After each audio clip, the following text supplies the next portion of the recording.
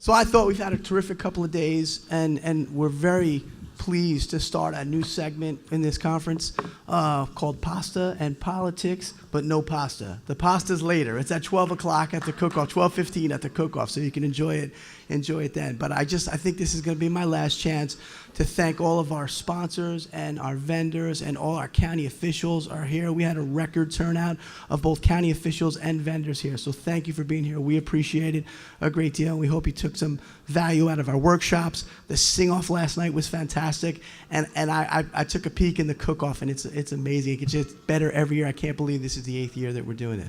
But right now, it's my pleasure to introduce, I think that if there was a most interesting man in the world, it would be our moderator. He's the host of Pasta and Politics. I agree. I knew you would agree.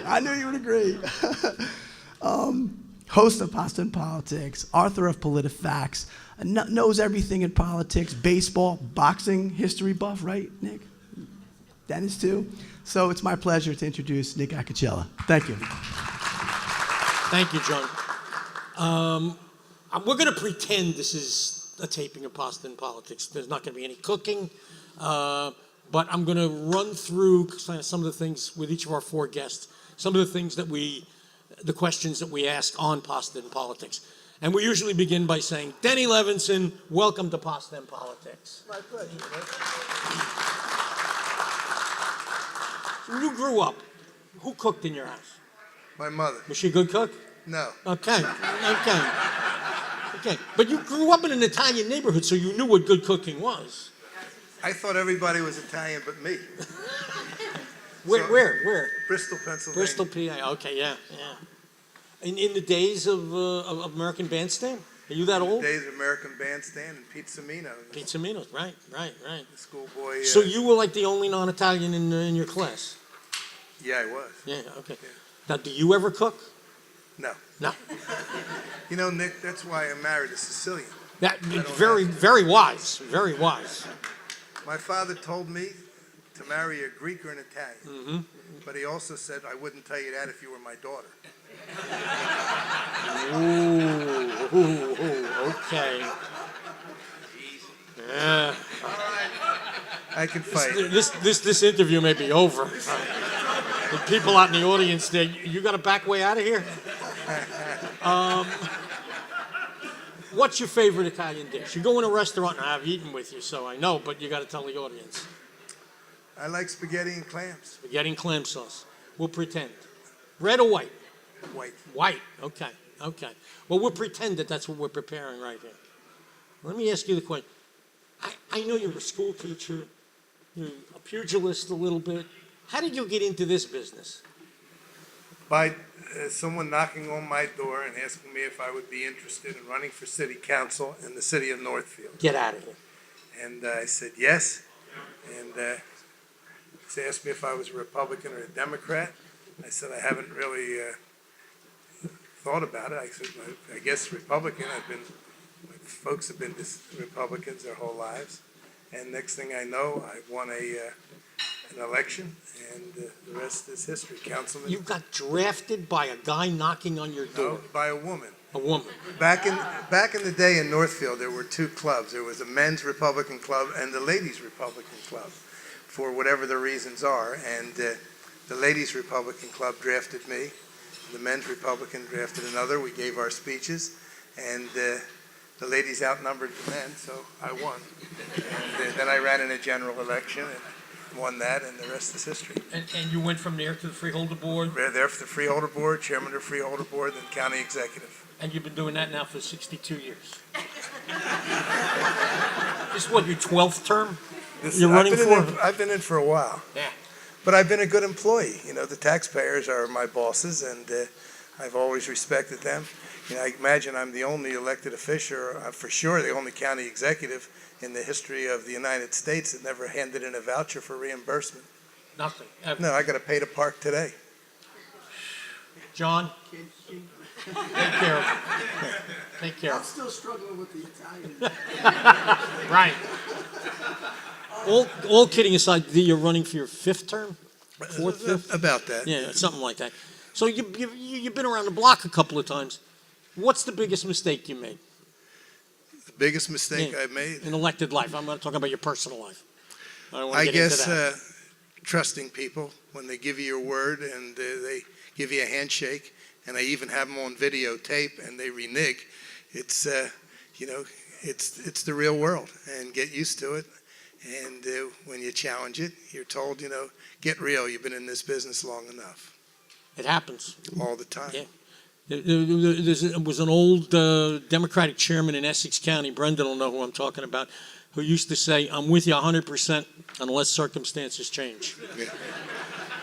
And circumstances change. I didn't get a caveat. I just didn't got get a the caveat, handshake, no. and I swear, and put me on video. Well, we're way more honest up north. We tell you that there's going to be a caveat. What in the years you've been doing this, what's your single greatest accomplishment? What are you proudest of? I'm proudest of the way this county is going. This is, by many people's opinion, the finest run county in the state of New Jersey. We are in a position to do wonderful things. Standard & Poor and Moody's have rated us in the top 18% of the 3,000 counties in the country. Oh, wow. And we have been very frugal. I mean, we are one that financed Stockton University to come into Atlantic City. Right. No, but a lot of people don't know that. It really was the county that did that. Well, they don't know it because when they had the groundbreaking, we weren't given a shovel. Everybody was patting each other.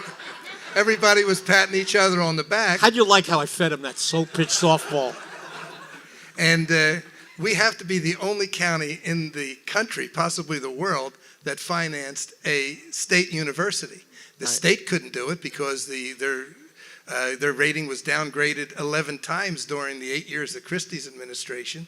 Stockton didn't have the money to do it. Right. We did. We had a AA rating. We financed $127 million without a cent going to the taxpayer. So we're pretty happy about that. And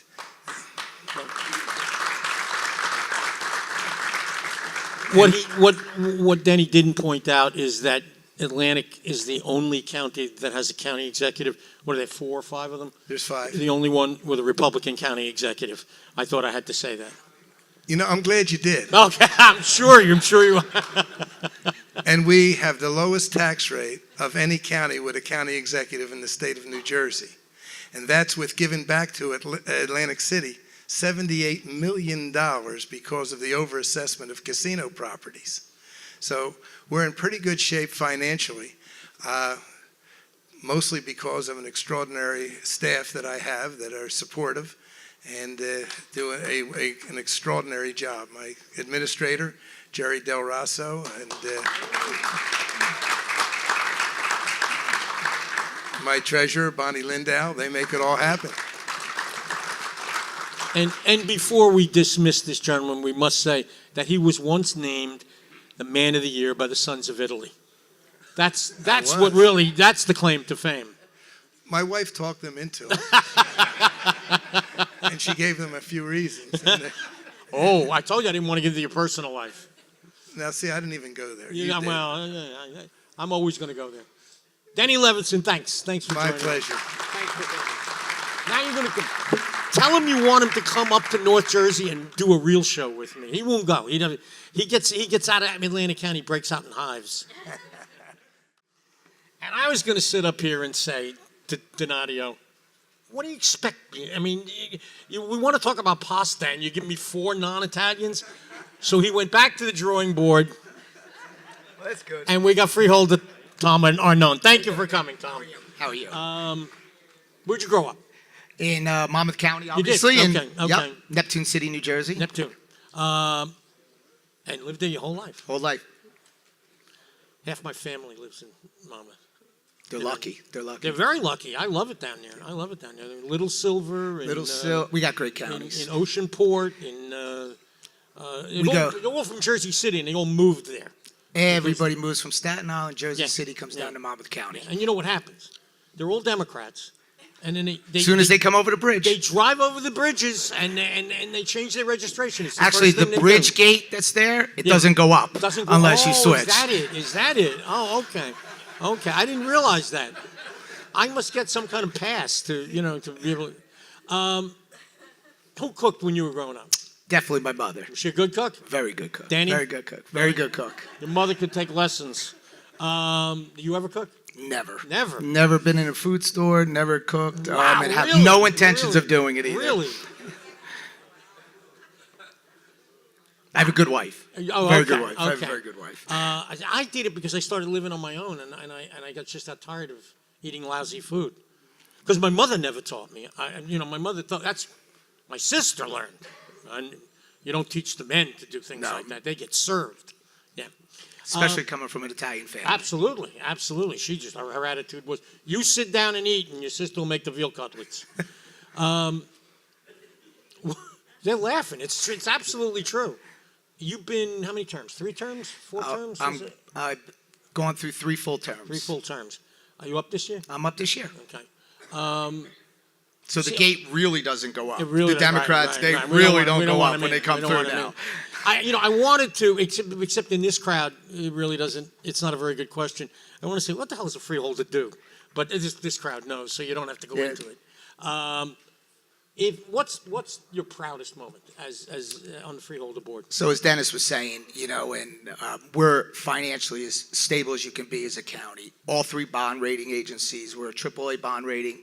But probably in 2010, our budget was $489 million, and we could sit here today and our budget's $449 million.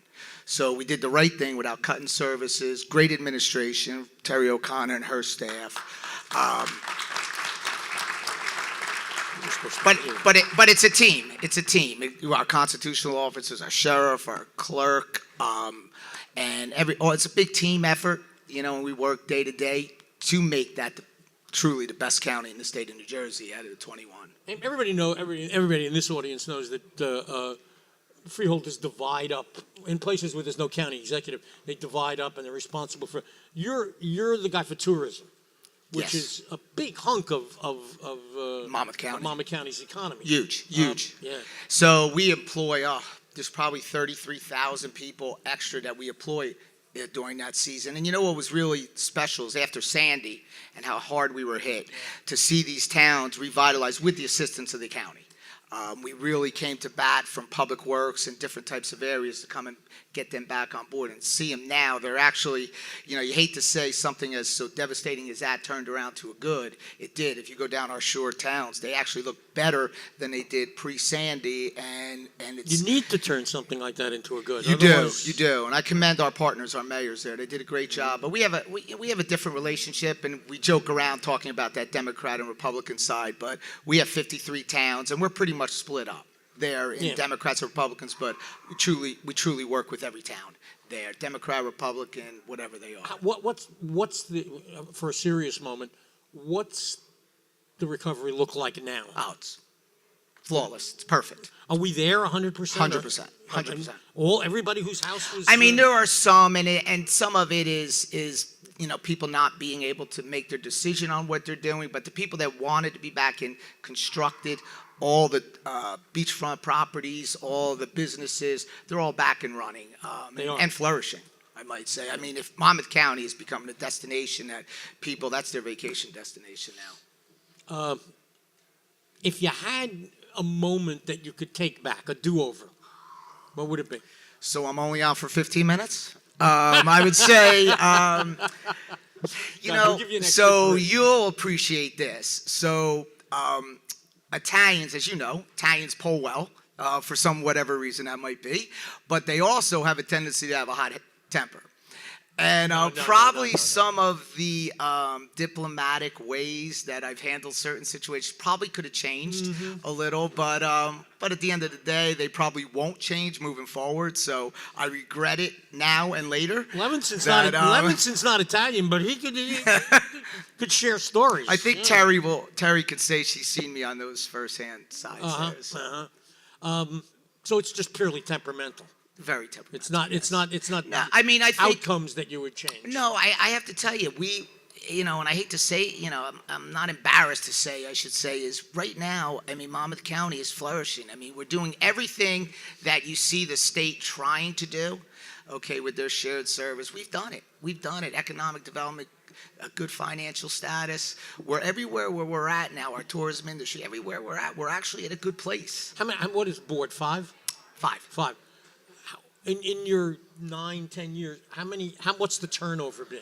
So actually, we have had turnover the last few years. People moving into the legislature, and that's really what it is. But you know what's unique about, and I'm sure Dennis would agree with this.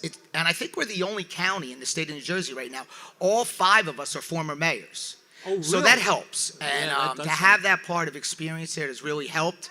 And I really don't think there's any other county that can say that right now. I know we never could say it before. We have a different system in Hudson where I live. We just let the mayors pick the freeholders. Okay, that's good. That's good. Yeah, because what it does is create a middleman, though. It used to be better when we had dual job holding. You could be the mayor and the freeholder. You didn't have to make a phone call. Yes, you're right. Now you got to make a phone call. I hope there's no Hudson freeholders here. That's a joke. It's not really true. I ask everybody this question. You've been doing this for 10 years. What's next? What would you aspire to? Would you like to have a county executive system and become county executive? No, we have a great county administrator. She does a great job. That is definitely not the plan. So I also have a full-time job. That I work at, and it's demanding, but we're able to balance both of it. The owner of the company allows that. I would say right now, there's no vision. I mean, I have to tell you, you look at the state level, and you look at those positions there, and you look, quite frankly, you look what's going on over there now. The bickering, the battling there, and things getting done. Really? What's going on? And you look at what you can get done, and you look at a freeholder, and they can get things done. They get people's jobs, get things done, make decisions, see results. It's kind of really gratifying, Closer to the reality of people's lives. Yeah. And people appreciate it. We see that more and more now. Even in a county, Monmouth County, it's pretty big. Very big. I can tell you this: you're sitting in Sandy Hook, and you have to go to Upper Freehold. You might as well take a plane. Yeah, right. It's really right. And the population, I don't know where it stands in the 21 counties, but it's got to be in the top third. It definitely is. I think we're somewhere around fourth or fifth, but we're like 630,000. But the Freeholder Board can stay close enough to the population that you feel the gratification of getting things done. We really do. And I credit that to some of the programs that we did and our initiatives. I hear this from other freeholders that I see around that, you guys are very visible. And we're out there, and we hold a lot of meetings with freeholders. We hold a lot of seminars with them. Probably a minimum of half a dozen a year with our town officials that we hold that with from the Freeholder Board. So we're constantly having dialogue with them, so it's created a great relationship. Okay. And I forgot to ask you, what's your favorite dish? We go in a restaurant. So you're really going to get a Let me kick see if I can make it. Go ahead. So how many Italians are you going to get up here to speak that says doesn't eat meat? Oh, so I don't. So I would say because I don't, I do eat a lot of pasta. And fish? A lot of fish. Chicken? Once in a while, chicken. A lot of fish, and a lot of pasta. So on the Italian side, obviously chicken's not an Italian dish. Well, it could be, but it could be chicken parmesan. Sure, but it could be. But so I would say pasta in different ways. I like clams too and pasta. So it's good. All right. Well, we can make anything like that. You can make. I planned on cooking today. I was ready. I've never cooked before. I thought it was going to be my first time. Well, I prefer the guys who can't cook. The ones who cook think they know it all. They come up and they say, "Oh no, you're doing it wrong." No. I like the guys who don't have no idea. Oh well, if you were cooking, I would have thought I knew it all too. Trust me. I will tell only one story. We had Dick Cody on the show, and this was the most dangerous thing I have ever encountered. I said to him, he said nobody in his house cooks, even though he married an Italian girl, and he said, I hide all my wife's presents in the oven because I know she'll never look there. I gave him a knife, and I said, you're going to chop, we were making sausage and broccoli up, and I said, you're going to chop the broccoli up. And he takes the knife like a machete, and he goes, whack on the table. I said, give me the knife. Give me the knife. Senator, just stand aside. I don't want...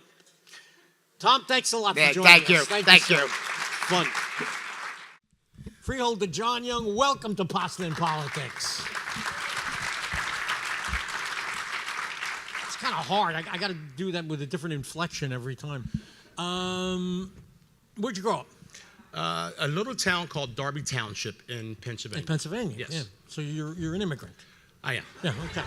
Okay. Well, we want to clarify these things. I don't really trust anybody who hasn't been born in New Jersey.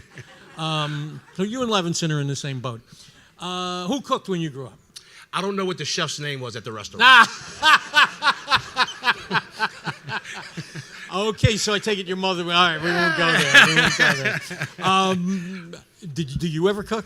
I do. do? I'm more of the outside barbecue guy. barbecue guy, right. So I'm the summer cooker, and the wife does the Okay. cooking for the rest of the year. And you have now been. What's your favorite Italian dish? You go in a restaurant. Italian restaurant? What do you order? Calamari. Okay, we can do that. We can do that. Did I do good, Dom? Okay. It's all right. He's an immigrant. It's all right. It's all right. Dom helps me there. Yeah, That's I mean, my. And he's the resident Italian. He's the expert. Hey, do you cook? You do. Okay. I just wanted to make sure. Notice he didn't volunteer to be up here himself. You've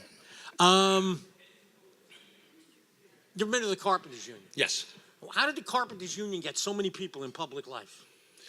You got a state We worked hard senator. at You it. got a county chairman over in Middlesex. You got a state senator in Burlington. You got you in Camden. I mean, it's a very powerful political organization. Our theory is, Yeah. if you're not at the table, you're on the menu. Okay, fair enough. Fair enough. They've been very successful at it. I'm always impressed. How long have you been freeholder? Working in my second term, so I'm 6 years now. Were you in elective office before that? No, I did. I was part of some boards, so I was a commissioner for the utilities for our utilities authority. I was a trustee on our WIB board. So I've been planning board, zoning board. So I have had some political background. Yeah. County committee. County committee. Yeah. How'd you get recruited? Well, it was, the guy before me decided he couldn't do it, and he didn't want to be a freeholder any longer. So I kind of just working through the system and really working hard at it. And I guess it was just kind of my turn. I mean, were you filling a vacancy, or were you? We picked were. to run- I you were was filling a vacancy. So Okay. so my first year was just kind of sit back, shut up, and just let it Sure, happen. sure. Got through the special election, and then here I am. What's your proudest moment? What you said 2 terms, so 6 years. Yep, 2 terms. In those 6 years, the proudest moment, the thing you would point to, top on your resume, what would it be? The amount of people that we put to work. So one of my big responsibilities, I do the WIB and the One Stop, but also, and that kind of really ties into my background as a carpenter, what I do as a business agent, and making sure that people have an opportunity to get trained properly and go to work. So if I would say, if anything, it would be putting folks to work. Where do you live now? I live in West Berlin. In West Berlin. Obviously, the rise of Camden, it's like a phoenix. It's come It out of is. the ashes. It is. I mean, it's really marvelous, some of the stuff that's happened there. And the Freeholder Board has had a lot. Were you on the board when they countyized the police department? I was not. I You were was. not. I This was. before you. Yep. Because that, I think, was a major step. They So- changed the culture. Well, so we look at it as a 3-legged stool, right? So you have to, in order for that city to really flourish and grow, you had to do a couple of things. You had to change public safety. You had to change and make sure that your schooling is proper, and you had to make sure that folks were able to go to work and really feed their family. And you're starting to see that. You're starting to see the poverty level starting to drop a little bit. You're starting to see the unemployment rate drop a little bit. You're starting to see the graduation rate go up. Dropout rates going down. You lost a really great, that superintendent of schools. Piedmont. He was a great He was a guy. good guy. He went off because his wife got some big job somewhere. Yeah, in he's. Massachusetts. I think he's doing some nonprofit work Yeah. right now. So I understand his wife landed a really fabulous job Yep. somewhere. He was terrific. he was a good guy. And so the school system's coming back, Yep. employment's coming back. The city deserves it. They really do. it They was- really do. It's really our crown jewel. when you look at South Jersey, right, you got two big cities, right? You got Atlantic City and you got Camden, right? And then we really feel as though as the city goes, our county will go, and as the city goes, South Jersey will go. Yeah, So it's really, really good. What's happening in Camden is not only happening in Camden, and we put so much concentration on that, and that's great. But if you go out and you go into the other municipalities, you're starting to see a big boom in housing and retail. So the county's really, really starting to flourish and starting to grow. And I think it's all because of we really made a conscious effort to make the city where it is today. Historically, Camden was a Republican county, and then it completely shifted in the last 20, 25 years. It was a remarkable phenomenon. Yeah. We got a gate too. Yeah. You got a gate too? Okay, gotcha. Well, how those two gates working? They synchronize? Yeah, they synchronize. Everybody goes to Monmouth? Okay, I got it. If you had a do-over, what would it be? I'm trying to mix the questions up and not give everybody the same one, but if you had a do-over, what would it be? I think I would have started my union career probably 10 years earlier. Why? In what Well, way? not 10 years earlier. So I started when I was 25. But if I would have got in right out of high school at 19, Gotcha. The back half of my career would be a lot. Yeah, gotcha. Be a lot better. But I'm just turning 50. I'll be retired in 5 years. I can go out at 55. And that's, to me, that's kind of what that union life. Are you still a working carpenter? I'm a business agent. So business I'm, agent. Yep, Okay. Yep, Okay. Yep. So I haven't, no calluses. I can still build though.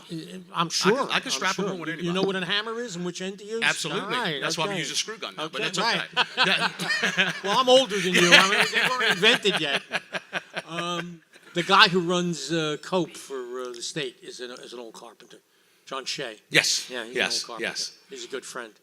What's next? What's your aspiration? Where do you want to go? I agree with that. Being a freeholder is so rewarding, right? And I think you do get your best bang for the buck. I think you're the closest to the people.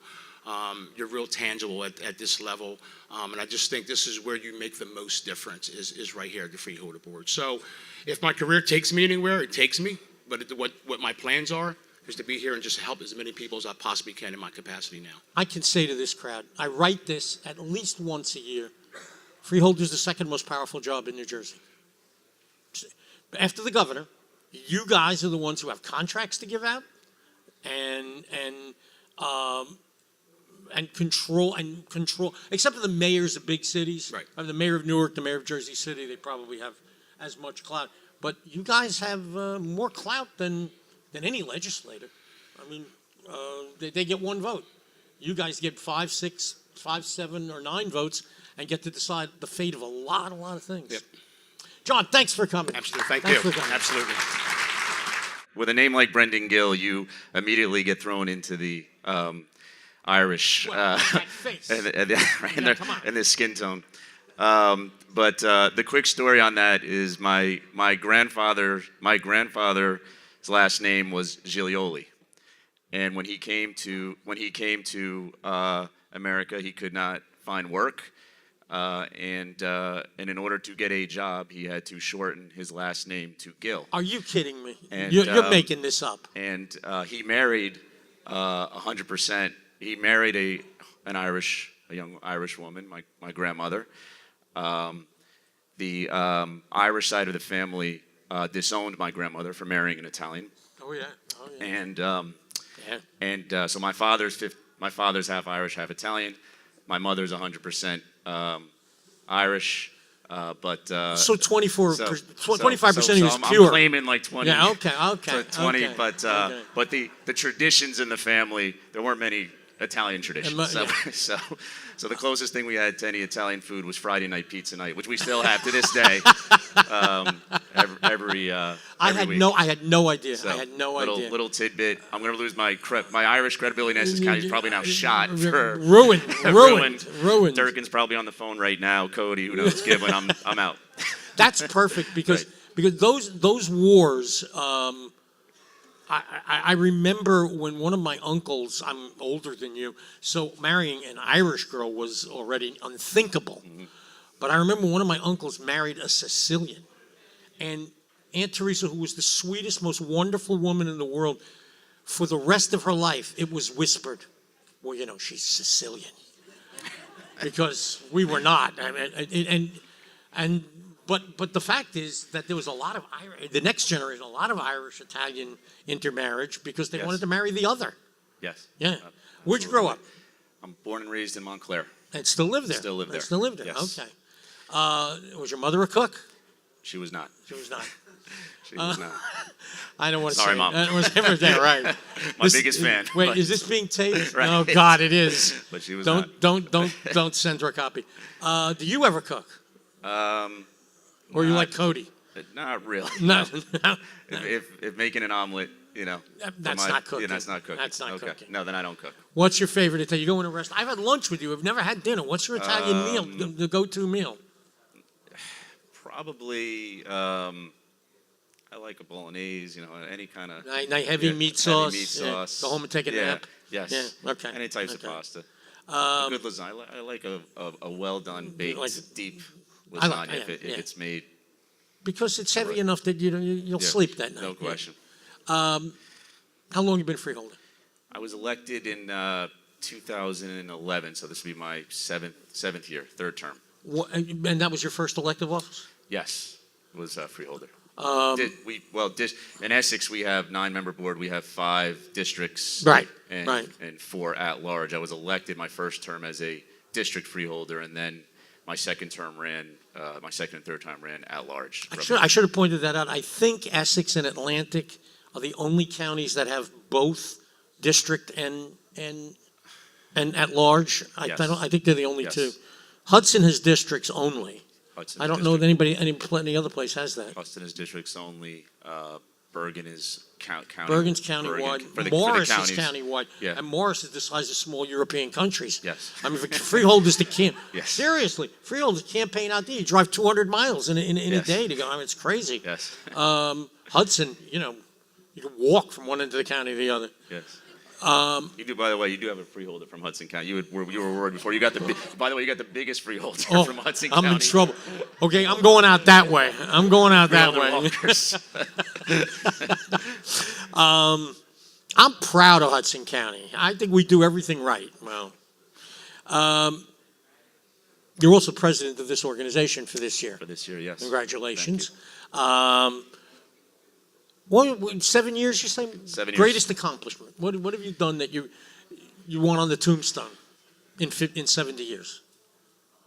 You know, what I love about the job is actually the constituent relations piece of it. Most of my professional career has been in government and in Right. public service. I got involved for basic reasons to try to make a difference because I cared about my community. And I don't know if there's one specific accomplishment, but it's things, for example, like just this week, our county in Bloomfield in Watson Park is going to put in our first universal playground. First one that we're going to do in our county. And I got a call on the way down, a couple days before coming down here, but I got a call from a woman who lived in the community across the street from the park and had been a Bloomfield resident for only about 10 years. Didn't know anybody in politics, had never set foot, lived across from City Hall, had never set foot in City Hall, Right. but probably you're normal, living their life. Right. Her daughter is a paraplegic. And she says, I saw in the local paper that you're going to build this playground. And she said, someone told me that you would call me back, and I'm glad you did. And I don't say that. I did. That's what we should be doing.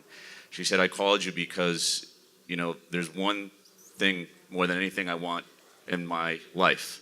I want to be able to put my daughter on a swing and have her experience what other children experience.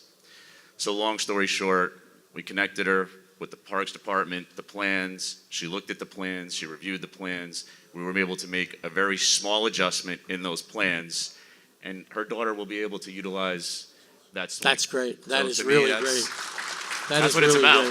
in my Yeah, mind. that's what it's about. Yeah. That's why we do this. That's why you do it. Yeah. You're also the freeholder president. Yes. I like that title. I've always liked that title. I don't think most counties do that. It's usually chairman or Director or chairman. I director, think. chairman. Yeah. I like president. Yeah, I'm not That's sure all. why Essex historically. You're also, and this fascinates me. In the 5 counties where there are county executives, does that diminish the role of the freeholder? Do you become just a legislature? I would say that I loved serving as the and I love doing both. The district freeholder I really enjoyed because the district freeholder you function a little bit more as a legislator.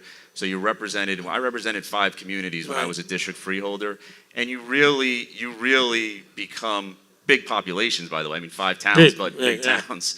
But you really become identified as a representative because most people they don't know what a freeholder does. Right. You might have heard of our county executive. He's very. I'm trying to think of the name. Italian name. Italian Italian name. Yeah. you We've met might, once you or might see it on a twice. couple of buildings around We the county. met once. So to answer your question, and I enjoy it because you get to function as a legislator. So we're policymakers. It's a little bit different. So we get to really have that legislative oversight. When I was a district freeholder, you got to really get in the weeds, so to speak, on issues because you were developing really deep relationships with your local Right, elected right. officials about what they needed from county government. The other counties, the counties where there is no county executive, they serve as both the legislature and a joint executive. It's kind of. I Yeah, should or have asked Arnone about this. Or they have departments that they oversee, Yeah. so they're very much into a particular Yeah. area. So It's very different. quite a bit. I don't know that one is better than the other, but We county should- executive personalities kind of loom over everything where they have them. Well, if you talk to some of the longtime former freeholders who served in Essex County before we had a county executive, so they changed our form of government in 1978, I believe, around then. They will tell that, like former freeholder Joe Parlavecchio, for example, will tell you that's the worst possible thing you could have done because the course. Jersey approach was you ceded power to another. Yeah, no, right. We don't do that in so Jersey. We don't do that in New Jersey. No. So he'll tell you that we have a terrible form of government because we have a county executive. And Joe's So- not shy about giving his Oh, opinions. He's not No, shy he's about not giving shy his at opinion. all. He still comes to all the meetings. Oh, does he Trust me, really? he's Does he not really? shy. I didn't know that. Yes. You are also a statewide figure. You've run campaigns both for the current governor, for U.S. Senate candidates. Any aspirations to go in that direction? I got involved for a couple of reasons early in my career, not with a long-term blueprint. I've been very lucky to be able to make a professional career out of doing something something that I love. No one was involved in my family. Nobody. In politics. What led me actually to politics, my father's a public school teacher in Montclair. He just started his 48th year in the district. So thank you. But the quick story and kind of the dinner time conversation that led for the desire to be involved in public service was 2 things happened when he moved to Montclair in 1971. The first was when he got his first job in the Montclair Public School district. The community is about 35% African American. He was sent to a school which was in the predominantly African American portion of the community.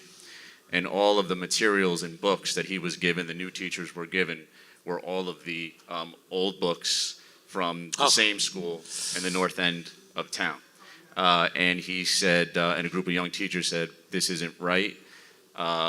They stood up, did something about it, and they created the magnet schools that exist to this day, which helped integrate the Montclair public schools.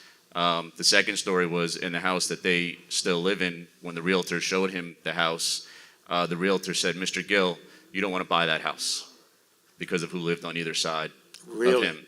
And he left that meeting and went down to the bank and bought that house. Bought the house. and Wow. proud to say that they still live there to this day. But the reason I tell that story is when you're talking about aspirations, I don't know where I go and where it goes, but I know that it's been instilled in me that you try to make a difference.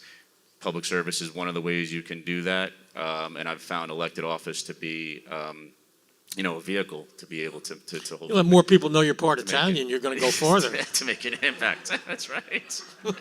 Brendan, Exactly. thanks for Thank coming. you. Appreciate it. I always end. Stay a minute. I always end each episode of Pasta and Politics with a reference to my beloved Aunt Josephine, who is no longer with us, but she used to say, Italian families, a lot of noise, right?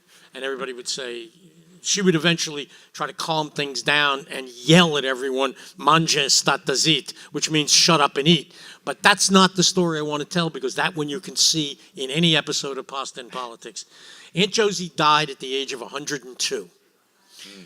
Had all her marbles and was physically fine until 2 weeks before she died. She was in a hospice, and she's sitting there with her granddaughter, and our granddaughter put the television on and put her favorite TV show on. What's the thing with Vanna White? Come on, help me. Wheel of Fortune. Wheel of Fortune. Wheel of Fortune. And Josie was in and out and in and out. And she opened one eye and she looked up at the TV and she saw the letters that were scattered around and she said, homemade Italian lasagna, and she died. What a way to go. What a way to go. I want to go thinking about homemade Italian lasagna. Brendan, thank you.